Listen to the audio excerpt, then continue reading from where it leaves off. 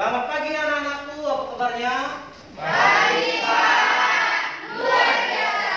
Yes, yes, yes. Mantap. Ayo yang bertugas silakan maju ke depan.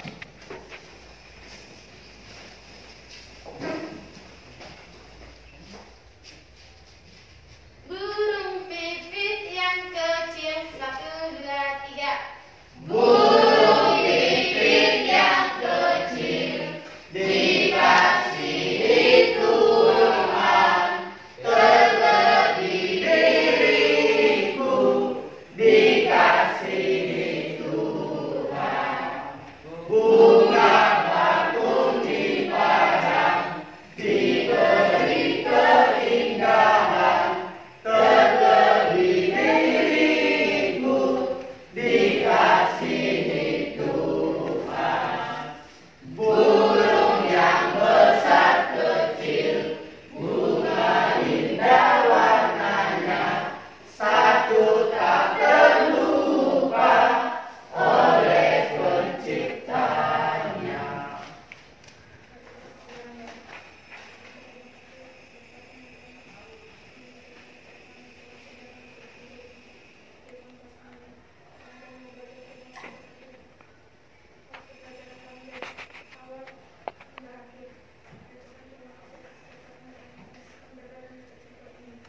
Amen. Ya, ada berapa orang yang hadir? 2 orang. Si David sama si Candy mana? Kaget? Oke lah. Ya baik, kita lanjut pelajaran kita nak. Hari ini kita di bab 5. Materi kita pada pagi hari ini, Allah memelihara ciptaannya. Apa itu? Allah memelihara ciptaannya. Ayat Alkitabnya itu kalau kamu perhatikan di bukumu dan di infobus ada pada Mazmur 36 ayat 7 dan ayat 38 ayat 1 sampai 38. Nah, adapun tujuan pembelajaran kita pada pagi hari ini dari bab 5, yang pertama mengerti tentang konsep Allah sebagai pemelihara alam semesta. Adapun tujuan pembelajaran kita yang pertama mengerti tentang konsep Allah sebagai pemelihara alam semesta. Yang kedua, mengerti pentingnya tanggung jawab untuk memelihara dan melestarikan alam ciptaan Tuhan. Dan yang ketiga, melalui pengamatan dari gambar dan tentang penciptaan, siswa dapat menjelaskan bukti pemeliharaan Allah terhadap seluruh ciptaannya. Yang keempat, menjelaskan 3 aspek dalam pemeliharaan Allah. Yang kelima, menjelaskan pemeliharaan Allah terhadap manusia dan alam lebih kuat dan cenderung mampu untuk merusaknya. Yang keenam, menjelaskan konsep Allah sebagai pemeliharaan alam semesta. Dan yang terakhir 7, menjelaskan tanggung jawab Allah dalam memelihara alam semesta. Nah, untuk penilaian nanti Bapak ambil dari 3. Penilaian sikap, penilaian pengetahuan, dan penilaian keterampilan. Penilaian sikap ini dari proses pembelajaran ini dari pertama hingga terakhir ya, sampai ke penilaian keterampilan.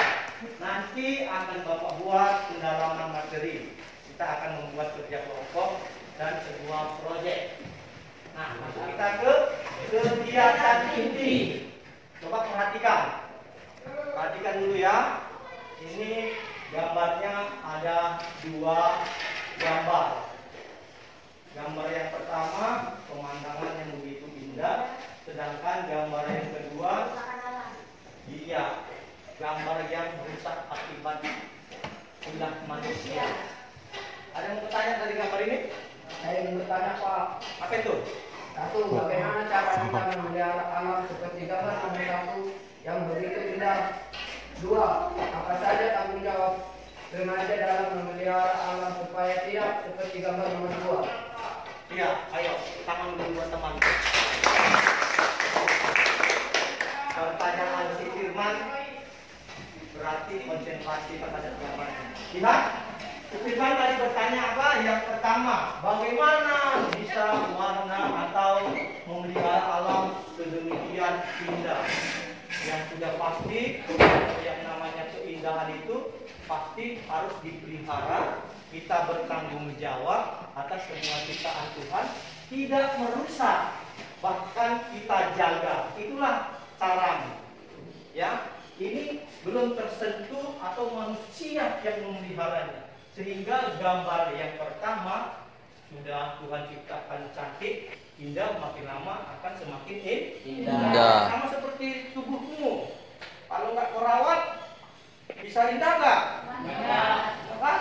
Coba kau bangun pagi mau pergi ke sekolah nggak mandi, Buka WC. jelek ya kan? Nah, yang kedua tadi katanya, apa pertanyaan yang kedua Firman? Apa saja tanggung jawab remaja dalam memelihara alam supaya tidak seperti gambar nomor 2? Iya, tanggung jawabmu. Kalau seandainya di lingkungan sekolah sebagai siswa kau memelihara alam, buanglah sampah pada tempatnya, jangan sembarangan.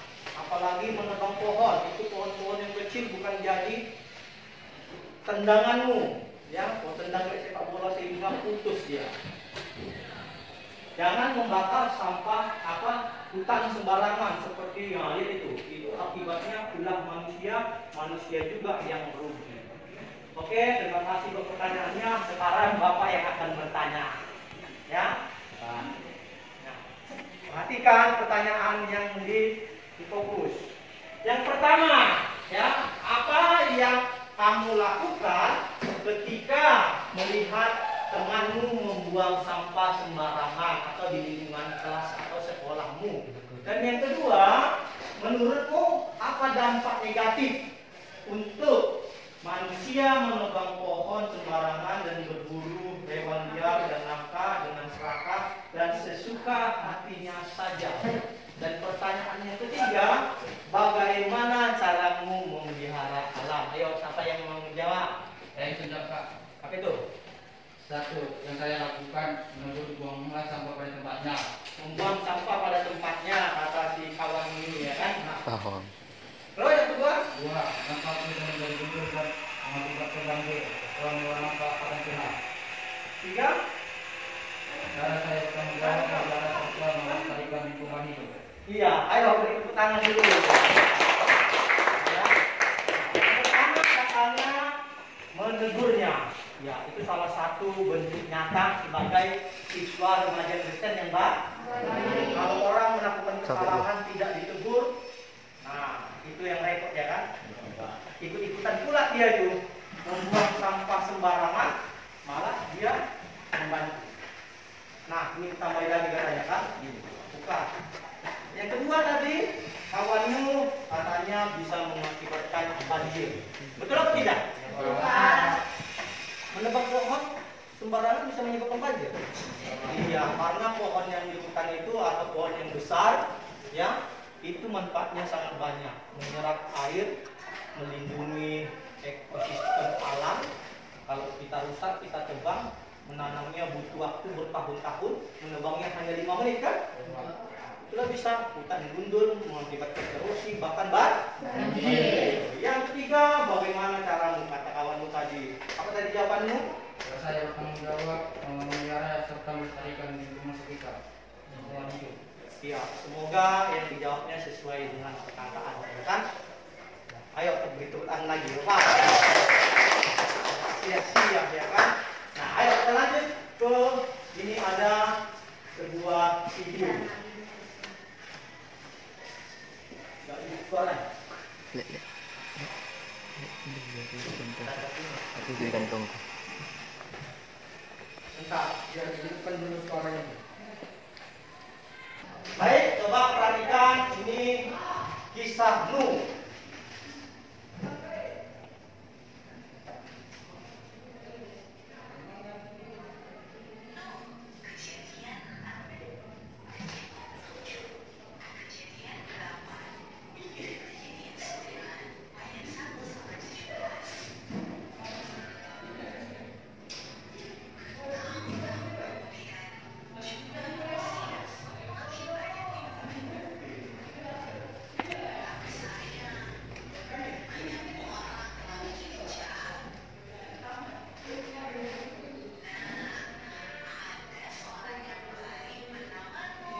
Ya, ini Nuh ya.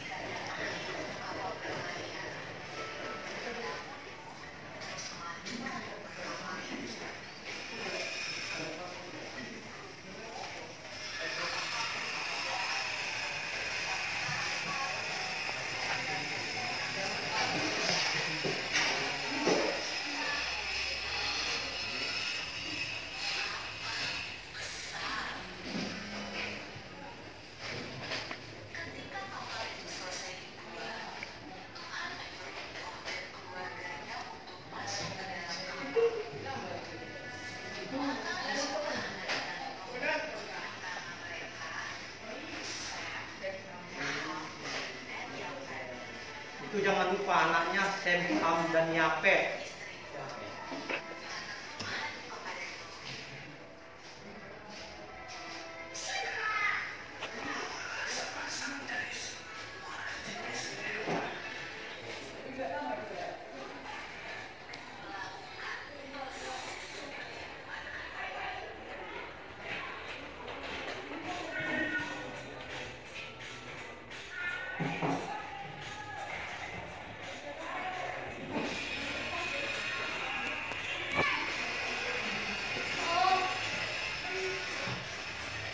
Semua jenis hewan berpasang-pasangan ya.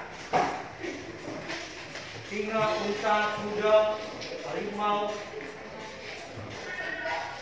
keledai, zebra, monyet, burung. Nah, hewan terakhir masuk ke dalam kapal, malaikat menutup kapal tersebut.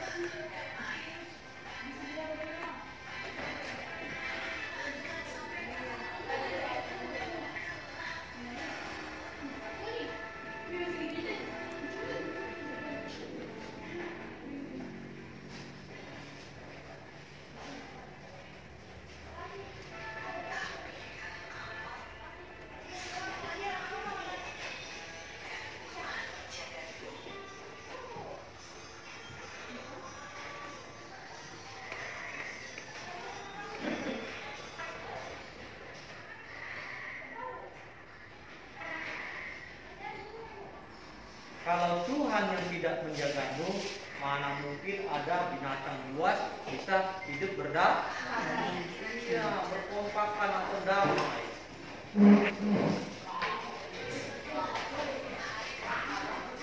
Berapa hari nak? 40 hari, 10 malam.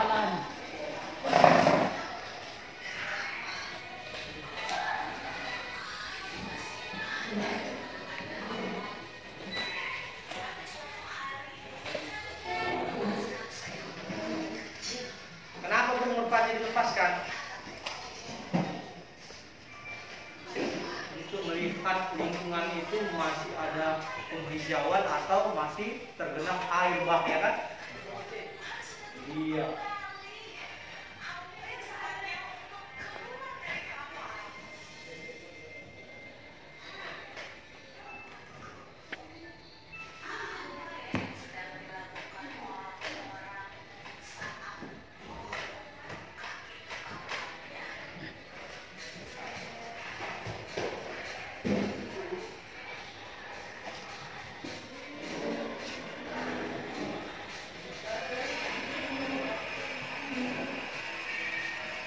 Berapa orang yang selamat, Kak? 8 orang. Nabi Nuh dan istrinya, 3 orang anaknya, 3 anak mantunya kan, 8 orang.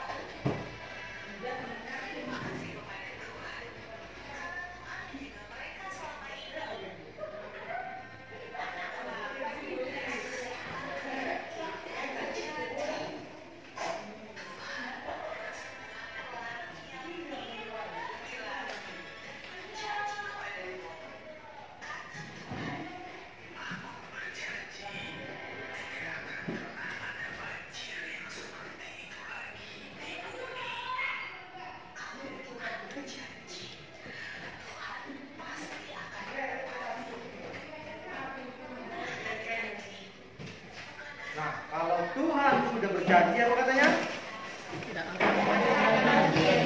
Ya, Tuhan akan menepati. Ya.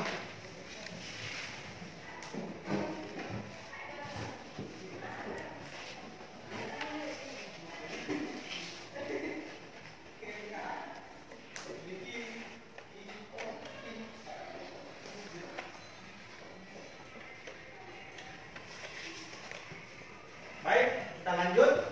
dari materi Allah memelihara ciptaannya ini, pemeliharaan Allah tidak pernah berhenti meskipun manusia secara sengaja maupun tidak telah melakukan atau menghancurkan Allah. Itu sudah jelas, ya. Namun pemeliharaan Allah terus berlangsung. Buktinya setelah terjadi berbagai bencana yang telah berlangsung, misalnya seperti tsunami waktu 2004 itu tanggal 26 bulan 12 pas tepat hari Minggu. Waktu saya lagi beribadah itu pagi hari sampai banyak memakan korban. Tetapi Tuhan tetap memelihara, sini dikatakan ya, dapat pulih kembali seperti sedia kala, namun manusia dan alam tetap bertumbuh. Lihat di dalam Alkitab dalam pendalamannya, setelah Allah melihat langit dan bumi dalam Kejadian 1, Dia tidak meninggalkan dunia berjalan sendiri. Sebaliknya Dia terus terlibat di dalam kehidupan umatnya dan tetap memelihara ciptaannya. Allah bukanlah seperti seorang ahli pembuat jam. Tahu jam semua kan? Iya, seperti ahli pembuat jam, ya, yang membuat bumi menjalankannya dan kini membiarkannya berjalan sendiri. Dia adalah Bapa penuh kasih yang senantiasa memelihara apa yang diciptakannya. Perhatian Allah terus-menerus atas ciptaannya, ya, merupakan tindakan pemeliharaan Allah yang berlangsung sepanjang masa. Nah, di sini ada 3 aspek dalam pemeliharaan Allah.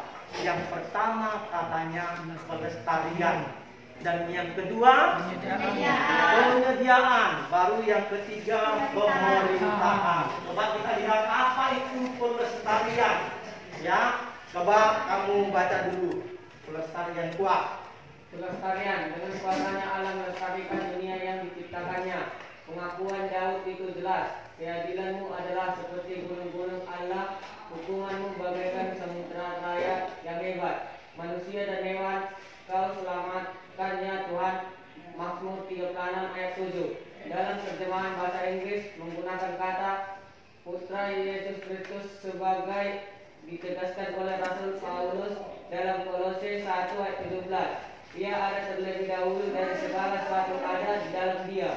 Nah, ya, Ia ada terlebih dahulu dari segala sesuatu yang ada di dalam Dia. Pelestarian itu sudah jelas. Tuhan membuat, Tuhan yang menyediakan. Ya, manusia cukup untuk merawat, bukan menghancurkan. Lestarikanlah lingkungan tempat tinggalmu. Yang kedua, penyediaan. Baca lagi, Pak. Penyediaan. Allah bukan saja melestarikan bumi yang diciptakannya, tetapi Dia juga menyediakan apa yang diperlukan oleh ciptaannya itu. Ketika Allah menciptakan bumi, Dia menciptakan musim atau Kejadian 1 ayat 14 dan memberi makanan manusia dan hewan atau Kejadian 1 ayat 29 sampai 30. Setelah air bahkan menghancurkan bumi, Allah memperbarui janji penyediaan ini dengan berfirman, selama bumi masih ada, takkan berhenti musim menabur dan menunai dingin dan panas, kemarau dan hujan, siang dan malam, atau Kejadian 8 ayat 22. Beberapa makmur menegaskan kebaikan Allah dan menyediakan kebutuhan bagi makhluk ciptaannya, atau Mazmur 104 ayat 1 sampai 35 dan Mazmur 145 ayat 1 sampai 21. Iya, jelas dikatakan aspek yang kedua penyediaan. Allah yang menciptakan, Allah yang menyediakan. Selama ada musim menabur, menuai, bahkan musim panas, musim dingin, semua Tuhan sediakan. Kamu kalau tidak makan, tidak Tuhan sediakan makanan, bisa hidup nggak? Kan? Jelas di situ dikatakan bahwa takkan berhenti-henti musim menabur dan menuai, dingin dan panas, kemarau dan siang dan malam. Coba tidak ada panas matahari, gelap terus, bagaimana? Matilah manusia kan? Tidak bisa kau menjemur pakaian, bautlah pakaian. Ingat, Tuhan yang memelihara, Tuhan yang menyediakan. baiknya ya kita sampai sekarang masih bisa hidup, masih bisa bernapas, masih dapat menikmati berkat Tuhan karena Tuhan yang menyediakan. Yang ketiga, nah pemerintahan. Silakan baca. Pemerintahan, di samping kelestarian dan penyediaan kebutuhan ciptaannya, dia juga memerintah dunia ini. Oleh karena Allah berdaulat, peristiwa-peristiwa dalam sejarah terjadi menurut kehendaknya. Dalam pengawasannya, kadang-kadang dia turun tangan langsung melaksanakan maksud-maksud penebusannya. Sekalipun demikian, dia tidak pernah berhenti menunjukkan pemeliharaan dan kekuasaannya.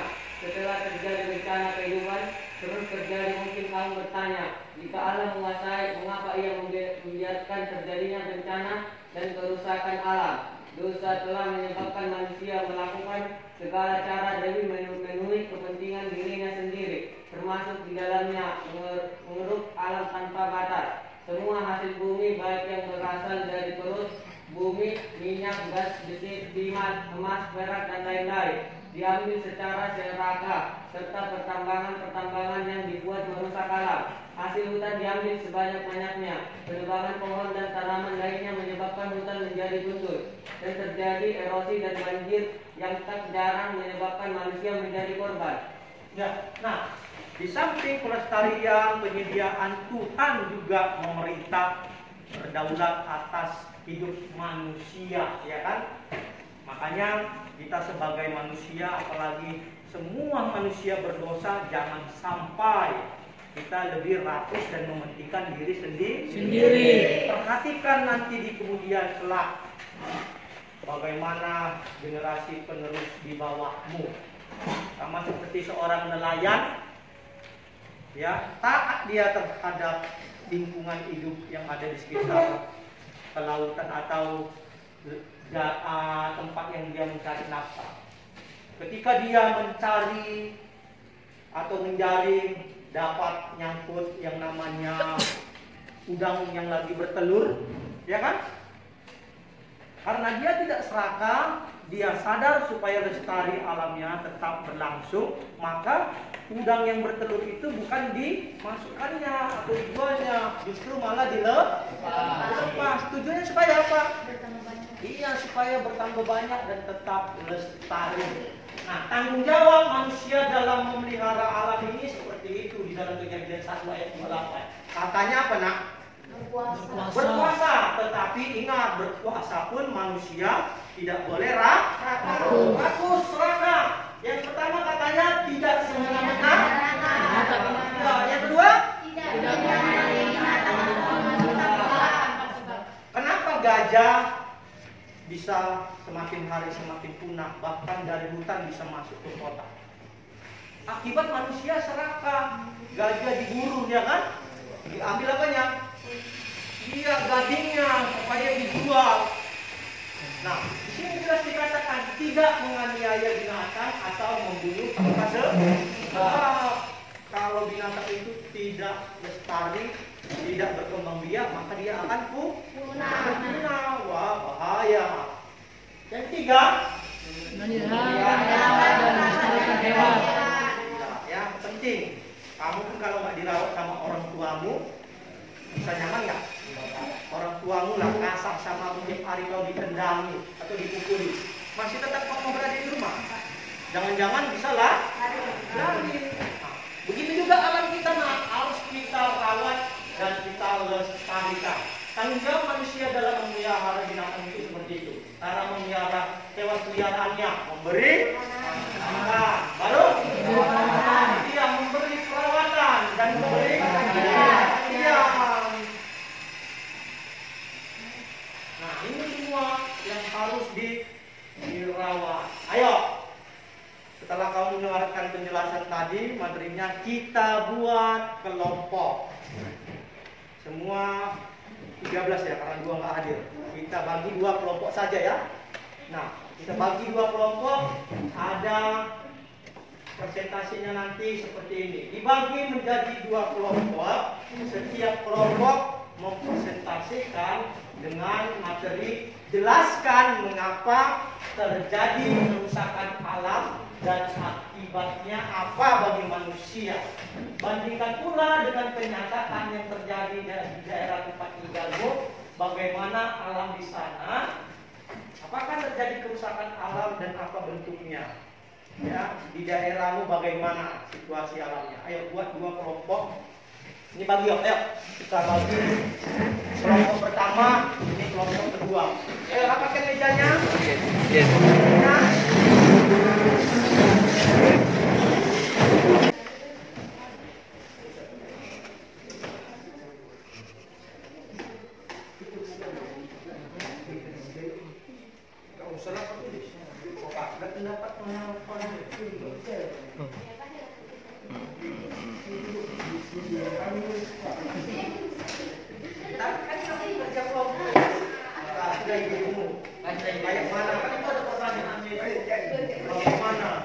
Ya, di daerah tempatku kan Firman, kamu tinggal di mana? Blok 3 ya Pak. Nah, Blok 3 itu kan banyak daerah pertanian apa itu, sawah-sawah itu. Sawah banyak ya kan? Iya Pak. Asli dapatmu. Ya, ini kelompok 1. Ya, kelompok 1 dan kelompok 2. Jadi kita orang ya kan? Iya Pak. Ayo kita dengarkan dulu presentasi dari kelompok 1 yang akan maju ke depan. Bagi Lihat kau dulu.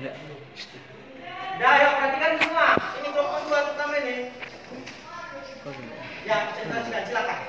Kami dari kelompok 1 ingin menjawab hasil diskusi kami. Mengapa terjadi kerusakan alam? Karena manusia itu rakus dan jahat egois. Akibatnya rugi pada manusia. Misalnya kebanjiran dan kebakaran. Tempat tinggal kami di kelompok 1 masih cukup baik dan lestari. Masih banyak masyarakat yang menanam padi. Belum ada kerusakan alam. Inilah hasil diskusi kami kelompok 1. Terima kasih. Ya, ayo beri tepuk tangan.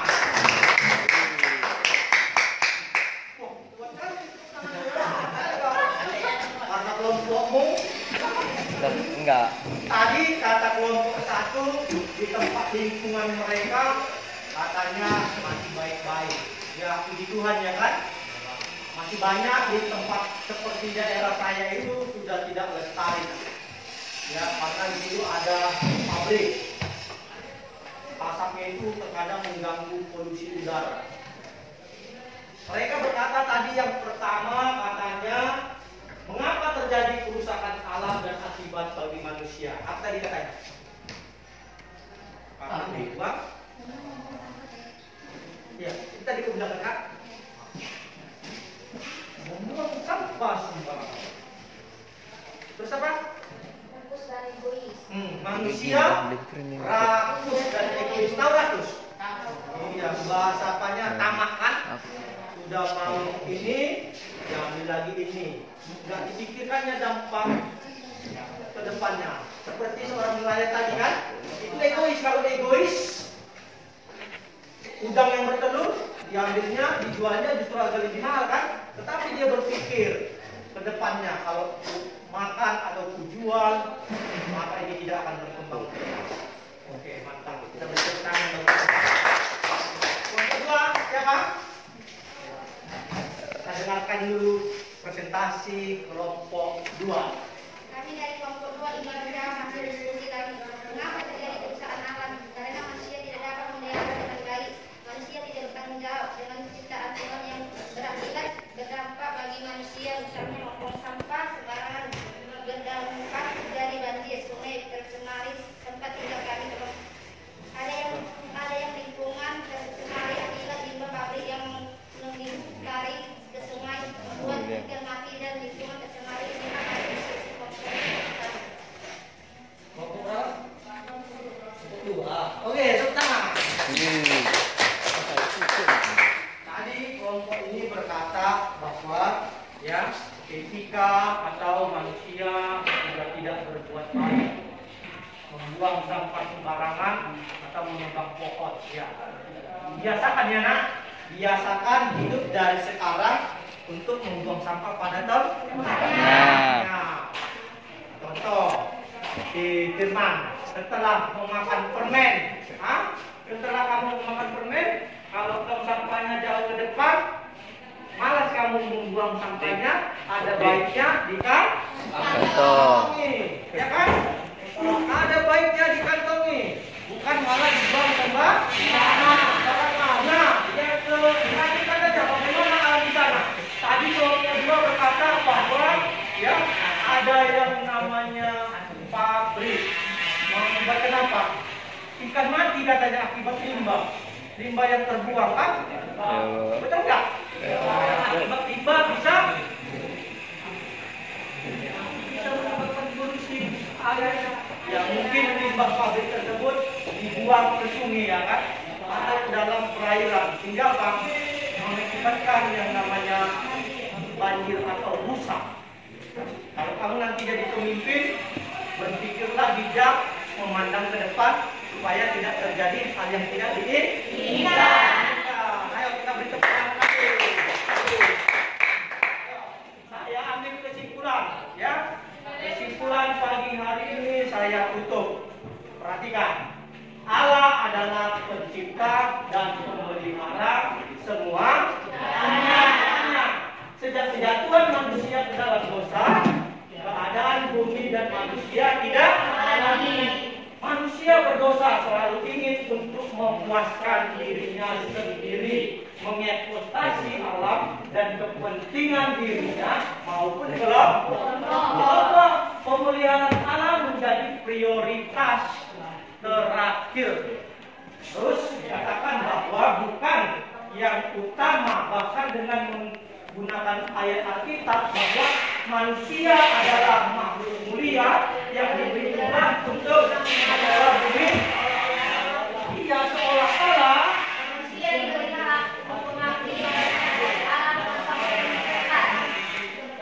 ya meskipun dengan demikian alam dan ciptaannya harus tetap dirawat. Di sini jelas dikatakan bahwa memelihara ciptaannya, kasih dan pemeliharaan Allah jauh lebih besar dibandingkan dengan keserakaan dari kejahatan manusia yang merusak alam dan lingkungan hidup.